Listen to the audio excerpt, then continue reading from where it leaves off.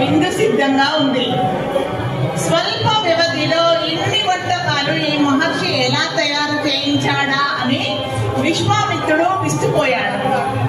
రుచికరమైన ఆ విందు భోజనం పూర్తయ్యే సమయానికి రాజుగారి విస్మయం ఇంకా పెరిగిపోయింది. ఎందుకంటే రాజుగారు ఆ విందును ఆరగించారు కాబట్టి ఆ రుచికరమైన విందు భోజనం తిన్న తర్వాత ఆయనకి ఆశ్చర్యం ఇంకా పెరిగిపోయింది.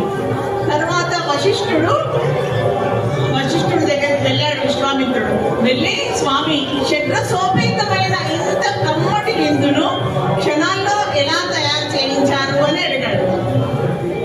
అప్పుడు తాపస్ ఏం చేశాడంటే నవ్వాడు. ఒక చిరునవ్వు నవ్వి, మా ఆశ్రమంలో నందిని